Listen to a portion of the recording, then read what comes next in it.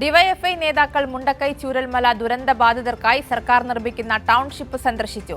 സംസ്ഥാന secretary VK. Sanoj അടക്കമുള്ള DYFI നേതാക്കളാണ് ടൗൺഷിപ്പ് സന്ദർശിച്ചത്. ഡിവൈഎഫ്ഐ നൽകിയ പണം എവിടെയെന്ന ചോദ്യത്തിനുള്ള ഉത്തരവുമായാണ് വി.കെ. സനോജ് എത്തിയത്.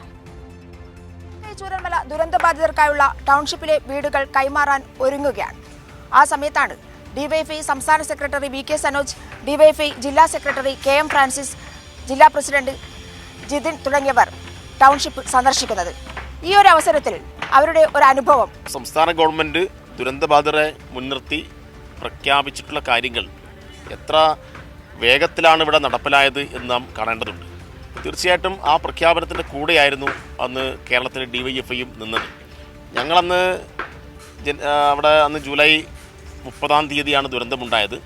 ജൂലൈ 31 ഡിവൈഎഫ്ഐ ആ ദുരന്തമുഖത്ത് വെച്ച് തന്നെ പറഞ്ഞത് സംസ്ഥാന സർക്കാരിൻ്റെ പുനരധിവാസ പ്രവർത്തനങ്ങളുമായി സഹകരിച്ചും സംസ്ഥാന സർക്കാരിൻ്റെ നിർദ്ദേശങ്ങൾക്കനുസരിച്ചും ഡിവൈഎഫ്ഐയും ഇതിൻ്റെ ഭാഗമാവും. അപ്പോൾ ഞങ്ങളെക്കൊണ്ട് കഴിയാവുന്ന ഒരു 25 വീടെങ്കിലും നിർമ്മിച്ചു കൊടുക്കും എന്നാണ് പറഞ്ഞത്. ആ 25 വീടിനെ മുൻനിർത്തിയിട്ട് ഞങ്ങൾ ജനങ്ങളോട് പണം ആവശ്യപ്പെട്ടു. പണം റെസീപ്റ്റ് ഉപയോഗിച്ച് പിരിക്കുകയല്ല ചെയ്തത്. വളരെ വൈവിധ്യമാർന്ന നിലയിൽ യുവാക്കളുടെ അധ്വാനം, അങ്ങനെ മീൻ വിൽപ്പന, അച്ചാർ വിൽപ്പന, വിവിധ ചലഞ്ചുകൾ, തെങ്ങിൽ കയറിയിട്ട് തേങ്ങയിട്ട അനുഭവം ഉണ്ടായിട്ടുണ്ട്, കോടകളിൽ കല്ല് ചുമന്നിട്ടുണ്ട്, മത്സ്യബന്ധനം നടത്തിയിട്ടുണ്ട്, ചായക്കട നടത്തിയിട്ടുണ്ട്. ഇങ്ങനെ ഒരു സമാനതകളില്ലാത്ത ഒരു വളരെ സർഗാത്മകമായിട്ടുള്ള പണം ശേഖരിക്കൽ പരിപാടിയാണ് ഡിവൈഎഫ്ഐ നേതൃത്വം കൊടുത്തത്. അപ്പം അങ്ങനെയെല്ലാം വന്നപ്പോൾ 20 കോടിയിൽ കൂടുതൽ തുക നമുക്ക് സമാഹരിക്കാൻ വേണ്ടി കഴിഞ്ഞു.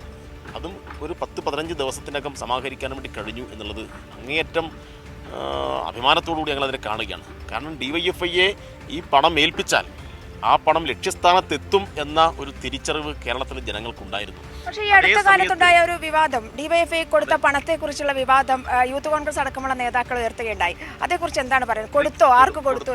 കൊടുത്ത പണത്തിന്റെ റെസീറ്റാണിത്. അപ്പോൾ ഇത് നിങ്ങൾക്കിത് സൂം ചെയ്താൽ ഇത് വളരെ കൃത്യമായിട്ട് കാണാൻ വേണ്ടി കഴിയും.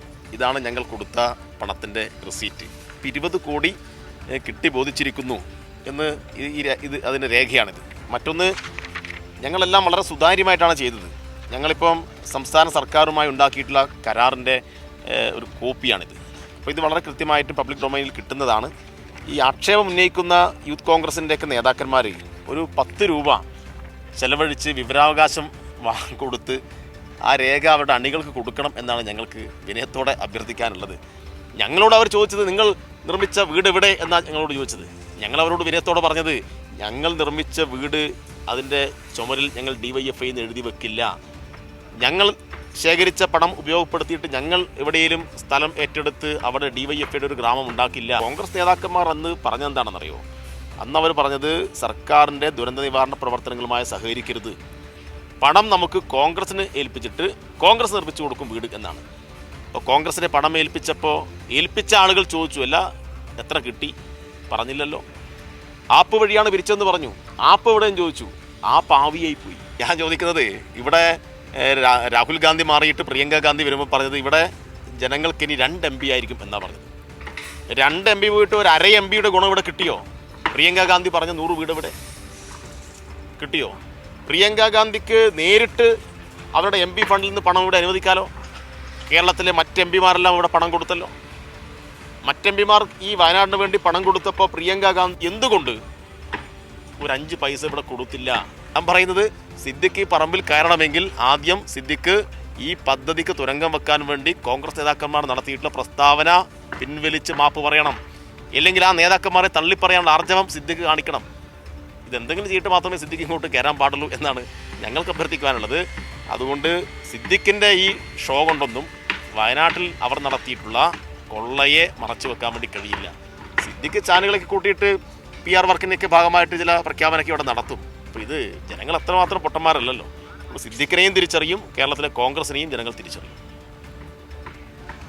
യൂത്ത് കോൺഗ്രസ് പിരിച്ച ഫണ്ട് എവിടെ എന്നുള്ളത് തന്നെയാണ് പ്രധാനപ്പെട്ട ചോദ്യം. കോൺഗ്രസ് പിരിച്ച ഫണ്ട് ആപ്പ് വഴി പ്രദർശിപ്പിക്കും എന്നായിരുന്നു കോൺഗ്രസ് നേതാക്കൾ പറഞ്ഞത്.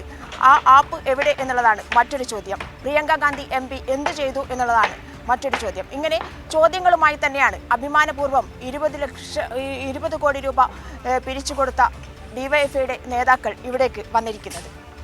ടൗൺഷിപ്പിൽ നിന്നും ക്യാമറാമാൻ അനിൽ കല്യാശ്ശേരിക്കൊപ്പം PV ജോഷില.